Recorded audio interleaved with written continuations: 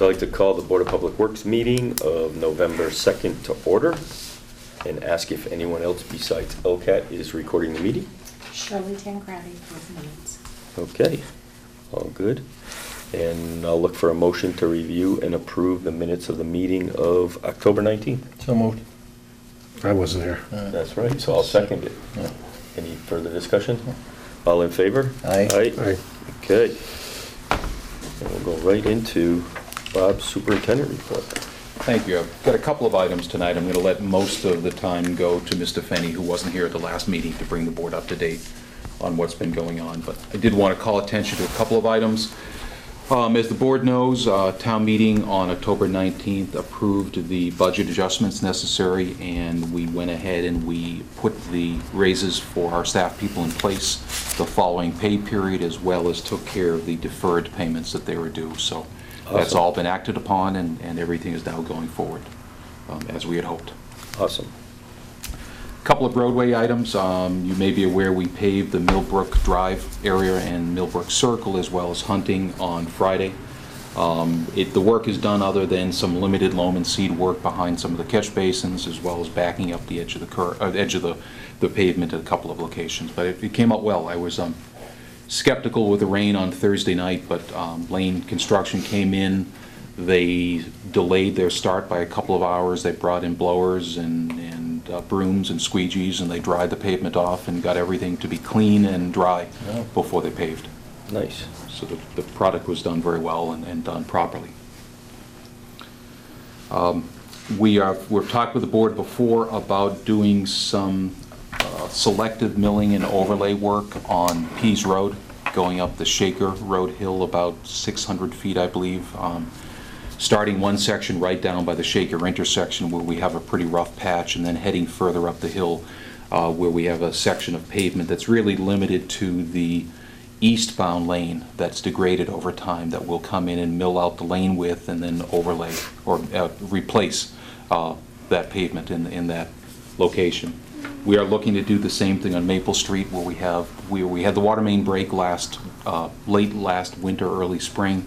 And we have a patch that we put in earlier this year that has settled just a little bit, and we're going to come in and square that area out and put down a good patch flush with the adjoining pavement. Just the east lane on Pease Road? Just the eastbound lane, correct. The westbound lane is actually in pretty good shape. In my mind, this is like a 5-year type of solution to take care of the worst section of Pease. Right. And then somewhere down the road, we'll have to be looking at Pease, but it'll be a number of years ahead of us. Right. Okay. It's a way, again, we're looking at ways to try to stretch the budget, and, we can't do full reconstruction in every road in town, so we have sections that are in definitely in poor shape, trying to focus on those sections and hold off on some other sections that don't need to be repaired right now. The work on Pease and Maple is tentatively scheduled for Saturday of this week. We normally don't schedule Saturday work, but given that the paving season is going to be coming to an end in the next couple of weeks, we want to make certain the work got done. I don't have a confirmation of that.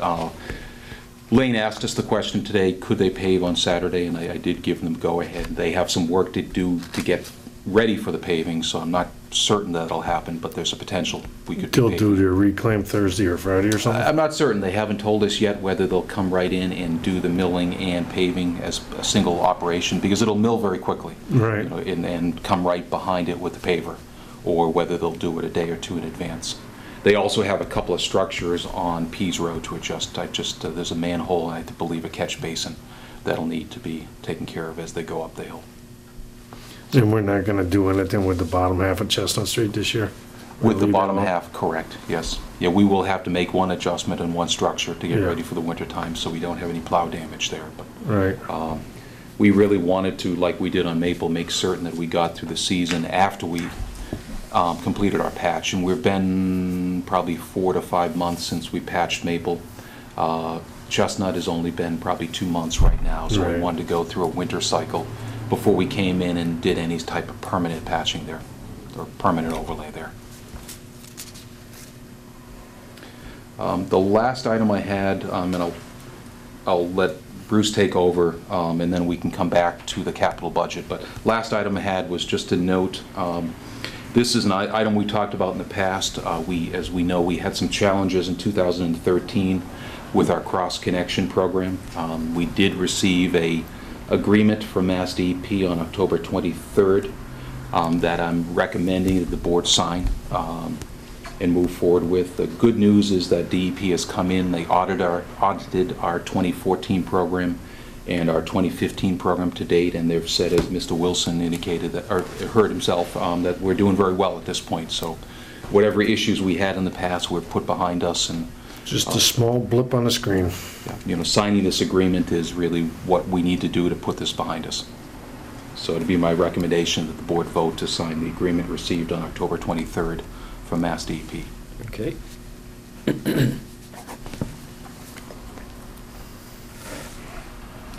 And that is the last item that I have. Bruce? Alrighty. Operational wise, the sidewalk project up at Parker Street is going along well. We're probably, based on what I calculated, maybe about a week behind, but we're almost at the end. We're just short of High Pine at the finishing point. All the conduits in the ground, hard packs in place.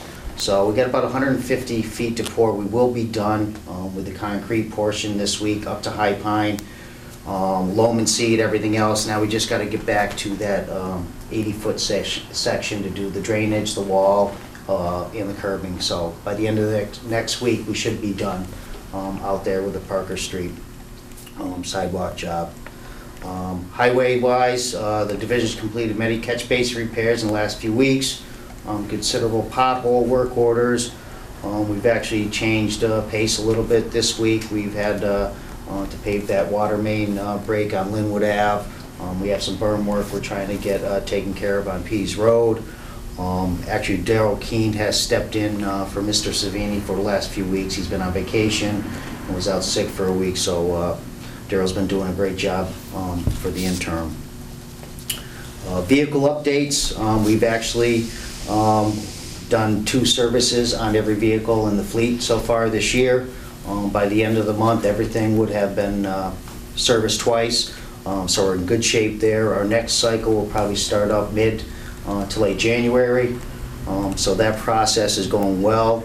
All inspection stickers have almost been taken care of. We still have about 4 or 5 stickers that are due this month, but everything's on track, inspected, and being maintained well.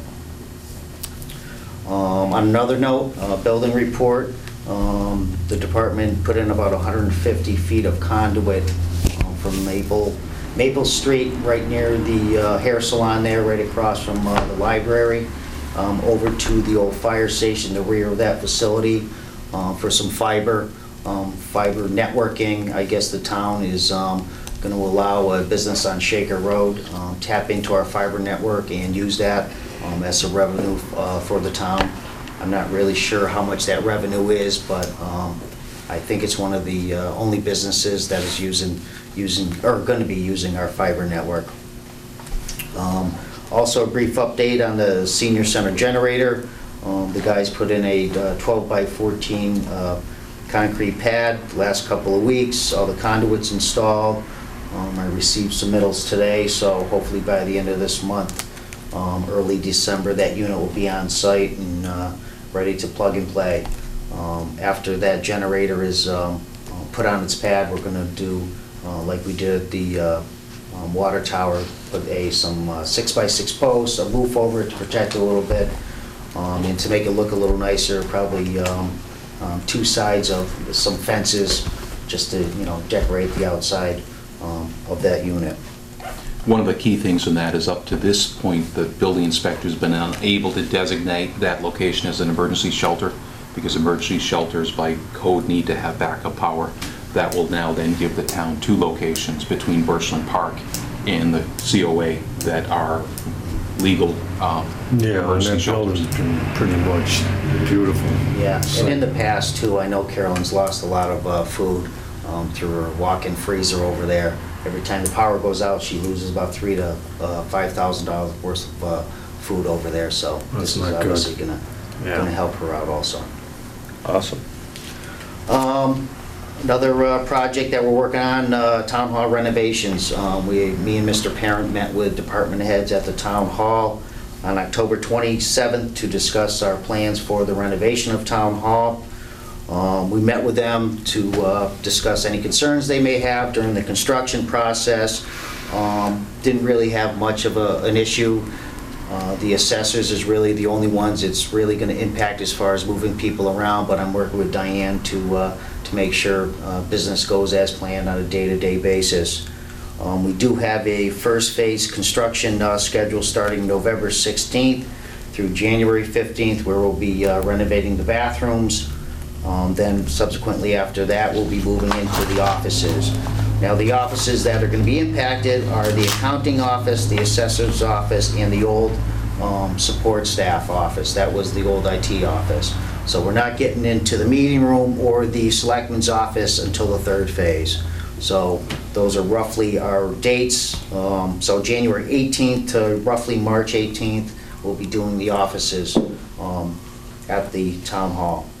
We did discuss timing and use of the meeting room, and there may be a need to move staff from, at times, the accounting office, but definitely the assessor's office into the overall meeting room for a period of time while we're doing renovation there, and everybody was agreeable with that. We'd have to make certain, obviously, that we make people aware that use the meeting room that they'll have to relocate to the Council on Aging or library meeting rooms while that's ongoing. Yeah, I'm going to reach out to the library, let them know our plans, and see what we get for a response from them to make sure that that space is available for meetings. On another note, when it comes to the town hall renovation project, I did receive quotes for the distribution panel upgrades, labor only. We did receive 4 quotes.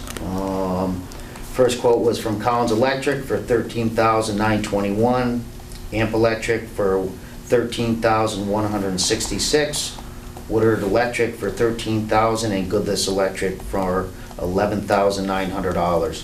So I'm gonna have Goodless schedule that work once the material comes in. I've ordered that material through Hamden Zimmerman.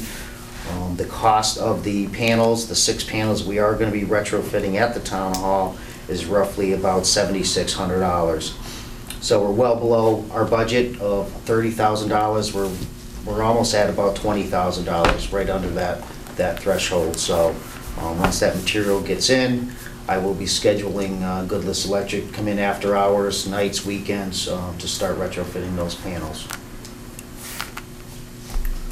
One of the questions that came up when we met was, would we be shutting down power to the town hall at any points? And we won't during normal working hours. We will be after hours, and at that point, the generator is available to keep the servers running and things like that. Right. The main switch gear isn't going to be de-energized at all. It's just the distribution panel. So server room or any of those systems shouldn't be impacted at all. So. Does this get us a connection to the generator in the lawn for emergencies? Remember we talked about that at one point? As far as, no. That was going to be part of when we did the switchgear. I was going to try to make provisions with a temporary temp taps that me and Bob have looked into, so for some of our large pump stations, so you can plug and play as I guess a redundant to our generator sites, but no, that isn't part of this plan as of yet. And that's all I have. Excellent. Nice work. Thank you. And town engineers report, we're good? Yeah, I covered that relative to the paving items, yes. Okay. Capital budget review and approval. The package that we handed out to the board tonight looks very similar to what you saw at last meeting. There's a couple of items I'll call attention to that are different. And also, since Mr. Fenny wasn't here at the last meeting, if you have any questions relative to the building items, certainly he can answer them. Just in general, looking at the table of contents, the building maintenance items are largely the same. The only items that I did add, and we talked about this a little bit, was I've added some items relative to traffic control equipment upgrades. And when I talk about traffic control equipment, I'm meaning literally the equipment that you see inside of the traffic control boxes. that sit at the corners of our intersections. It's The not, switchgear, basically. essentially, the electronic equipment. It's not conduit replacement, it's not guy wire, it's not guy poles, it's not even signal heads, because the signal heads, the guy poles that we have are functional. Right. You know, they're not current standards, but they're still very functional. They're very, I you know, think they'll there's last plenty for of- quite a few years going Plenty forward. of service life left in them. And what I did was I budgeted in fiscal 17, working at the Chestnut and Shaker intersection, which is right now is where we're having our greatest issues relative to some of the equipment really just getting old and older than we can continue to maintain it and maintain it well. So we may, for instance, right now we have that intersection operating in a combination of timed and loop control. One of the approaches is in timed control because the equipment isn't working functioning, isn't working correctly, and we were unable to repair it at this moment. We may end up, worst case scenarios, we put it all back to strictly timed. So regardless of the time of the day, the system wouldn't respond to vehicles. It would just go through the normal cycle that it goes through. That's sort of the worst case scenario before we would have an opportunity to upgrade the equipment there.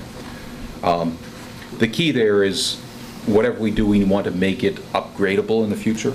You know, so as we put in new electronic equipment, we want to make certain that that equipment could be connected to a new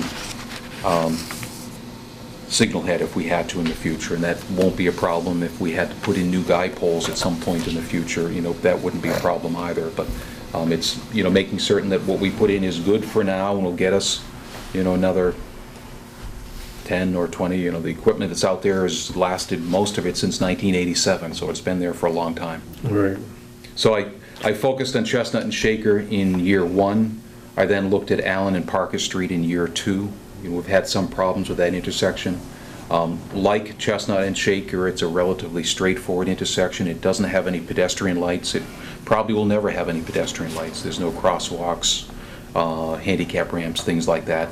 But then as you start getting onto the North Main Street corridor, you're getting into some of the more complicated, more expensive equipment to upgrade.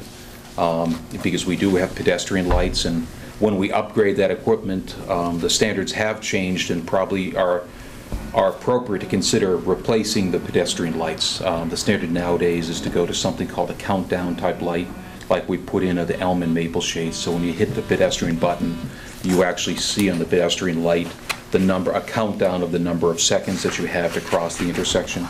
You know, that's the type of thing that if we replace that ped light, we would want to replace it with, you know, the current standard for that. Although Correct. the signal heads itself, we wouldn't have to replace. So, as I said, I looked ahead 5 years. You know, years 3, 4, 5, and 6 are actually 2, 3, 4, and 5 are really placeholders at this point. Really looking to try to get the capital committee recognizing that we have to start reinvesting in some of this old equipment that's been out there for quite some time. Almost 30 years. But probably not investing to the extent that it would cost to do a complete signal replacement. To replace a, you know, Elm and Maple shade cost us $126,000 plus the labor and materials that we put into it, and we didn't do the guide poles at that location. So doing a complete intersection, soup to nuts, is probably a $200,000 investment these days, and you know, we think there's a way to keep things going for the foreseeable future for much less money. So those are the changes in items 7, 9, 14, and 19, and 20 that covers the next 5 years that were added to that summary that didn't show up last time. And I don't know if there's anything relative to building items or building priorities that you know, the board, any questions the board might have for Mr. Fenny. The rest of them I've kept as they had been at the last meeting. I think that's good. Okay. So then moving through the package, and as I said, most of the package is the same. The equipment items are untouched from what I presented at the last meeting. Again, Bruce is very involved in helping to put that list of equipment together and pricing together, so if you have any questions, I'm sure he can help out.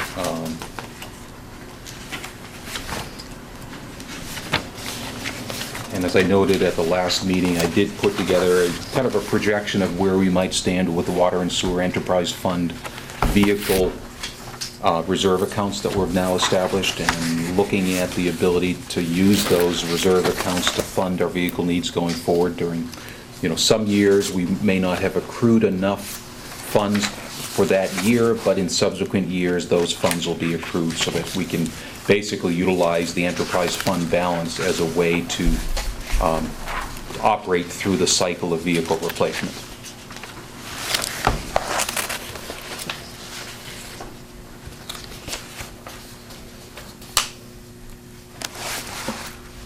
And that vehicle summary is on page 25, as you were looking.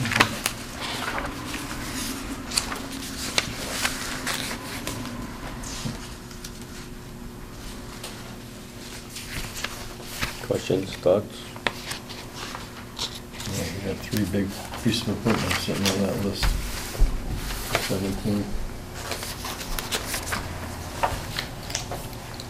At the last meeting, and I'll remind you, I mentioned that the budget item that we had in here for the Toro mower is somewhat of a worst-case budget item. It's based on having to comply with the new Tier 4 emissions requirements that will be taking place next year. However, depending on our ability to advance order a replacement or a new Toro mower, we may be able to order under the current Tier 3 standards and save. It was about a $10,000 ad, I believe, if I remember correctly.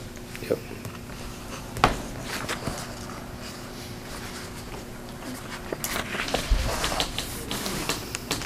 Good. Yeah, I mean, if we can get into that last tier, then you don't want to be the first kid on the block with the new one. Right. Good point. Not only multiple, increased costs, but the new model isn't always the best way to go.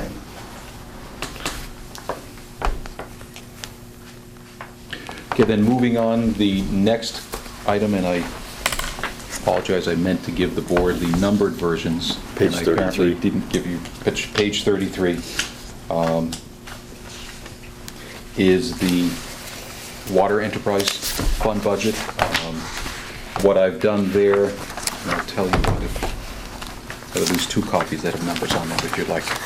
I got numbers Your on page mine, number is right? good. Okay, great. Okay, page 33. Yeah. I've done a little bit of shuffling. There's no new items that appear on here, but after the last meeting, I made a point of speaking to not only to some of our current Water Division staff, but former department staff. And the feedback I was getting was that the Maple Street project, I split it into 2 pieces, recognizing that one, it was beneficial to try to do it in 2 phases in terms of the time of year that we'd want to be working on Maple Street. And then, what I learned was really, in terms of the need is greatest in the western section of Maple Street, because that's where we have the undersized pipeline. The eastern side of Maple Street, we have a pipeline that has adequate capacity, but it's a transite pipeline, and it preferably would be replaced at some point, but it's a very heavy-duty pipeline that hasn't given us a lot of trouble. So it's a line that we could probably defer a number of years and focus our resources somewhere else where there's a greater need. So the reshuffling that I did, what I did was I took the Maple Shade replacement basically from the Four Corners, North Main Street, to Elm Street. That's, right now, that is primarily 6-inch asbestos cement and cast iron in a couple of sections, and the cast iron line is very tuberculated, so we have limited flow in some of those areas. Right. And take a look at trying to move forward with things where we get an actual capacity increase in addition to reliability increase, as opposed to just looking at increasing the reliability. Would you of the system. increase it greater than 8-inch? We can look at it. It might be worth considering a 10 versus an 8. There is Yeah. much add to the cost. We have a 12 in Elm, I believe, and I believe we've got a 12 in North Main, Main, so right. it may make some sense to loop that together with a little bit stronger, Right. stronger capacity, higher capacity segment. But the big issue there is that, the cast iron pipe, some of our old cast iron pipe is in very poor shape and very Right. tuberculated, and we have, has created some capacity issues. It also works well with the fact that we'll be doing John Street coming down from Heritage Green down to Maple Shade. So, following that right up with the work within Maple Shade. And then what I did was I took the 2 phases from Maple Street and I pushed them out a year, basically, from where I had at the last meeting, brought Maple Shade forward.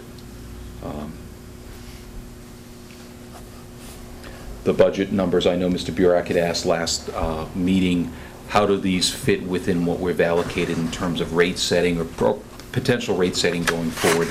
And they're within about 5% of what the total 5-year capital improvements that we'd shown in the rate schedule last year. We'll have to work with the town accountant on bonding probably these next 3 years, because the cost per project, is approaching $500,000 per year, and that's obviously something greater than we typically want to bear in a single year. Right. But we can look at various options of whether it's a short-term note that gets then turned into a longer-term bond, and we tie all 3 of them together or 2 of them together. Those are the types of things we'll have to work out with There's the town accountant. 7,000 feet of 12-inch line there, huh? That's correct, yeah. Okay. So those were the changes that I made. I Good. think it helps to kind of put the money in the right place at the right time. The sewer budget, I have not made any changes. That shows up on the summary is on 38. page 38. And then the landfill section, I did want to note that I met with the Board of Selectmen on the 27th last week and received their endorsement. They voted to approve the submittal of the DPW on their behalf of the next phase of landfill closure monies. So that'll be an item that we will manage, we will have responsibility for, but it's ultimately, from a capital standpoint, it's a Board of Selectmen, Board of Health responsibility versus a Board of Public Works responsibility. And it's worth noting that I don't think I provided this summary for the Board of Public Works at the last meeting, but we take a look at fiscal 17 and fiscal 18, the total of what would be spent versus what it would cost if a private contractor would be doing the work. We're looking at it at less than 50% of the cost, which is the sort of the 3 tables that we show here towards the end. One is the fiscal 17, one would be fiscal 18 combined. They would equal the scope of work that table number 3, the very last page, would equal if it was done by a private contractor. So we're looking at approximately 90 plus, call it 190, 180, 180,000 compared to $420,000 round numbers of what it would cost to outsource this type of closure activity. It's going to work out well for us because it's the type of work we can do it well. We can do it and fit it into our schedule of everything else that we have to do at the same time. Awesome. So do we want a motion to do this? I would recommend that the capital committee is looking for the departments to make certain that their boards endorse. Make a motion, we accept the proposed budget, the capital budget for FY 2017. Second the motion. Any further discussion? No. All in favor? Aye. Aye. Send it forward. Okay, thank you. Nice work.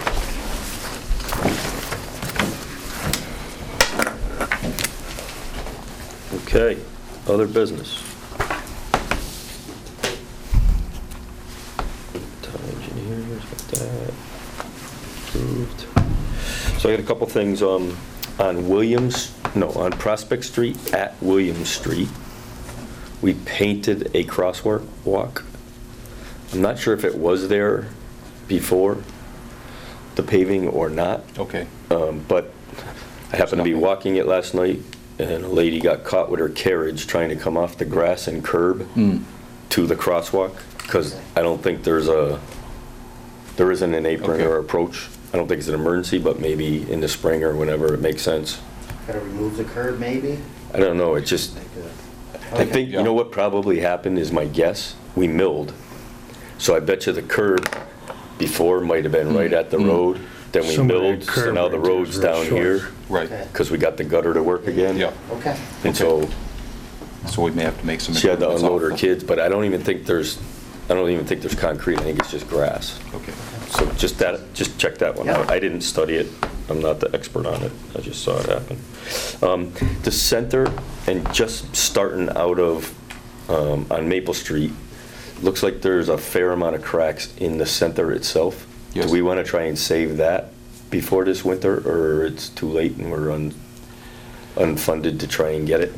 I just noticed Yeah, I saw it the starting same to get time. a bunch of them. Right. That's a location that I would,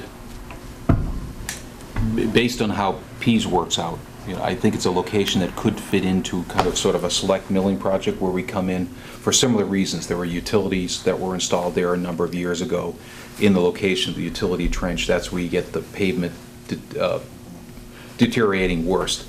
Come in, do a rectangular section, and by a number of years, much cheaper, obviously, than doing any sort of full Would you try to reconstruction. get it in this cycle or let it go through the winter? At this point, we can try. We would have to. Maybe not even Maple, seeing as we're gonna pave it. Yeah. But this, I just didn't know if it would be worth the center hitting a few spots. Sure. Yeah, there's Because definitely it a crack. gets a lot of traffic. I mean, that's Right. probably one of the Yeah. busiest.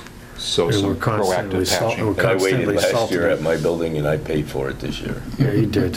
My crack seal price went up a lot to do it Yeah, this you year. did. But what are you gonna do?